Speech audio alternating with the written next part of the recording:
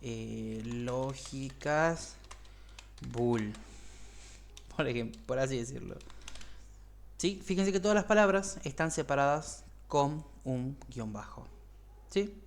Esta es una forma correcta de denotar el nombre de los archivos que va a tener contenido JavaScript. ¿Sí? No podemos hacer esto. Funciones lógicas boolean. Si bien hay algunos sistemas operativos que lo toma, pero no es lo correcto. No hace las buenas prácticas, ¿sí?, de nombramiento que se convencionan en JavaScript.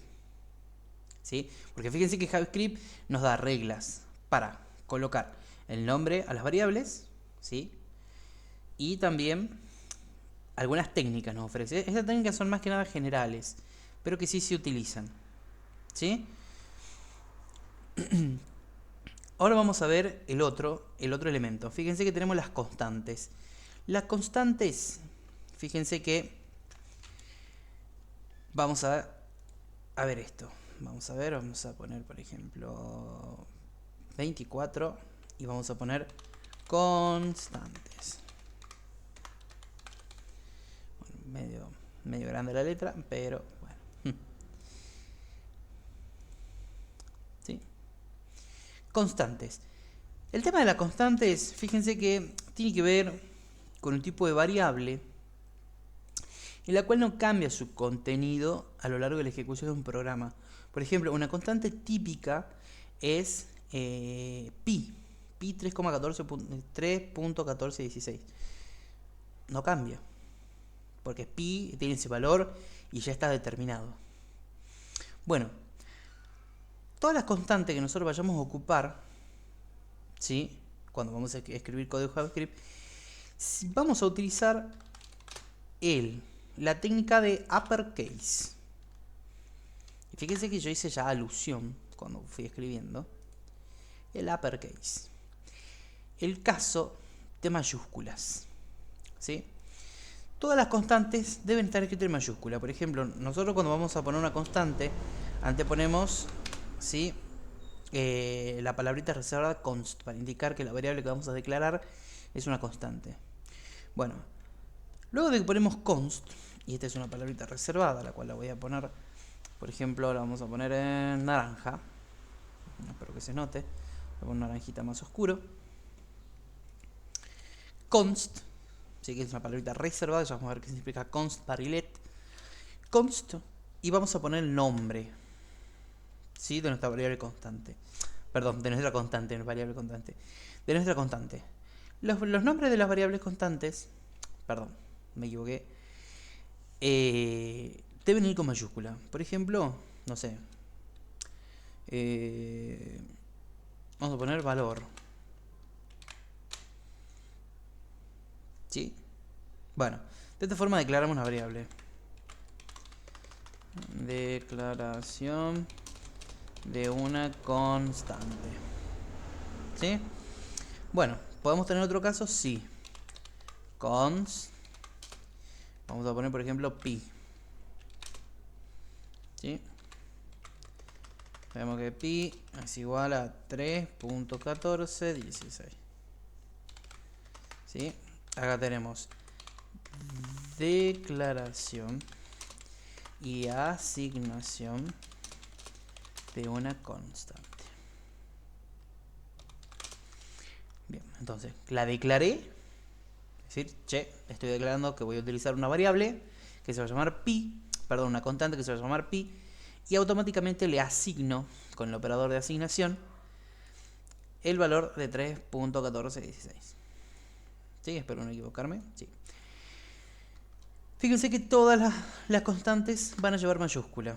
Vamos a poner de nuevo const. Vamos a poner, por ejemplo, no sé, por ejemplo, le diría que pongamos como una constante el valor de dólar, pero como estamos en Argentina nunca es constante, es muy variable.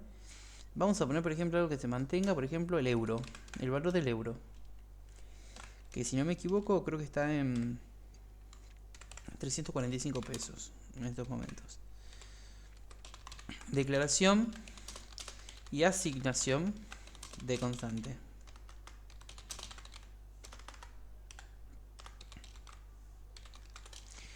Bien, de esta forma vamos a declarar, ¿sí? Y vamos a colocar los nombres de las constantes. Entonces ya más o menos, fíjense que ya se van imaginando que para declarar una constante debemos utilizar la palabrita const, ¿sí? Porque vamos a utilizar uppercase. Toda la palabra va en mayúscula, todo el nombre va en mayúscula, ¿sí? Vamos a agrandar un poquito la hoja. Bien.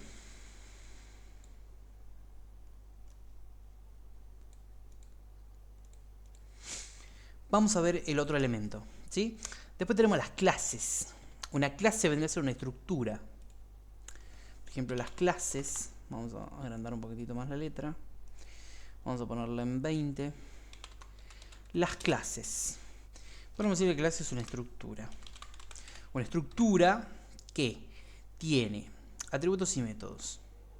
Nosotros para definir una clase, obviamente vamos a anteponer la palabra class. Pero vamos a utilizar, como dice acá, en la técnica upper camel case. Upper camel case. La técnica del camel case vendría a ser como un camello. Fíjense esto. A ver, vamos a ver. Vamos a utilizar el lapicito. Fíjense que el camello tiene sus jorobas. Bueno, hagamos de cuenta que cada joroba representa una letra en mayúscula. Por ejemplo, la A. Y acá no sé. Por ejemplo, no sé, queremos poner la clase árbol. Bueno, en esta... ¿Sí? Por ejemplo, árbol mágico. No sé. La clase de árbol mágico. Bueno. Fíjense que en estas... árbol mágico... ¿Sí? Bueno, perdonen la letra. Pero fíjense que, bueno, en estas dos palabras, ¿sí? Obviamente que tienen que estar juntas, cada lomada o cada joroba del camello lleva una mayúscula. ¿Sí? En este caso, hacer upper viene, ¿sí? Grande.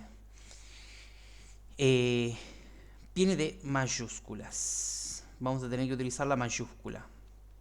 Supongamos que una clase, no sé, vamos a verlo acá.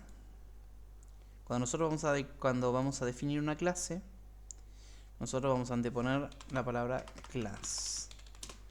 Class. Y ahora vamos a ver el nombre. Después la palabra class, para indicarle al intérprete que vamos a declarar una clase, vamos a utilizar la primera letra, ¿sí? de la palabra, del nombre de nuestra clase, va a ir con mayúscula. Por ejemplo, vamos a poner, tal como decimos, árbol. ¿Sí? Y si esta tiene dos palabras, por ejemplo, árbol mágico, ¿sí? Lo colocamos de esta forma. La inicial de cada palabra que va a contener el nombre de nuestra clase va con mayúscula. ¿Sí? Y después, bueno, acá por ejemplo lo que podemos hacer acá en el medio es declarar los métodos, declarar atributos, ¿sí? Pero fíjense, de esta forma nosotros declaramos una clase en JavaScript, anteponiendo el nombre class y el nombre de la variable. La primera palabra va con mayúscula. Si tiene más de dos palabras, todas las palabras que se inicializan van con mayúscula, con la primera letra capital. ¿Sí? La clase también puede tener un solo nombre, ¿sí? Esto no significa que siempre tengamos que buscar un nombre que tenga dos palabras. Por ejemplo, podemos tener class, no sé, la clase humano, y nada más. ¿Podemos tener eso? Sí, es válido.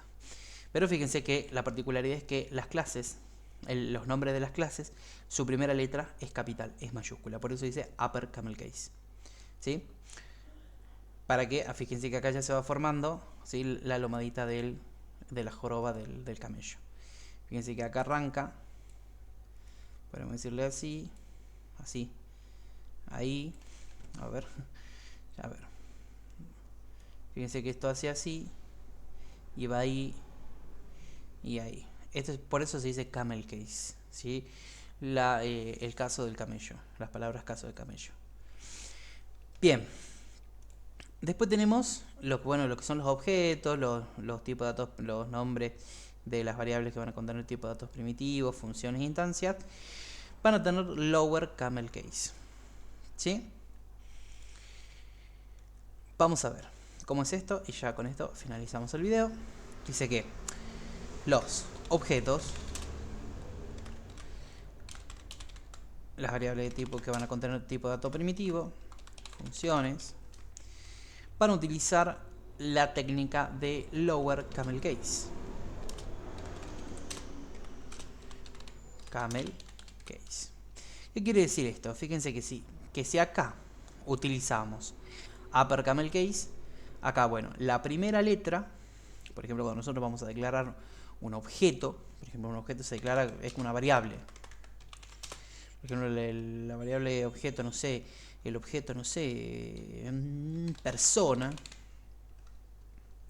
que va a ser igual a, por ejemplo, no sé, una persona tiene una edad, bueno, estos son atributos, por ejemplo, una edad, un nombre, etcétera. Bueno, el nombre siempre comienza con minúscula. Es muy diferente, porque los objetos son instancias de clases. Está bien. Por ejemplo, si va a comenzar siempre el nombre con la primera letra en minúscula.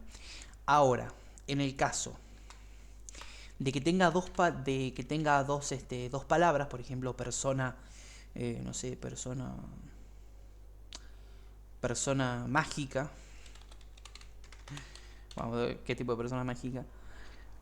Ahora sí, la segunda palabra que contenga el nombre, ¿sí?, va a llevar lo que es el camel case. ¿Sí? Fíjense que primero lleva la primera palabra, lleva nombre en minúscula, y la segunda lleva nombre en mayúscula. ¿Sí? Siempre, esto se tiene que respetar por convenciones, ¿sí?, por buenas prácticas. Esto es lo que es un objeto. Vamos a ver el tema de las funciones.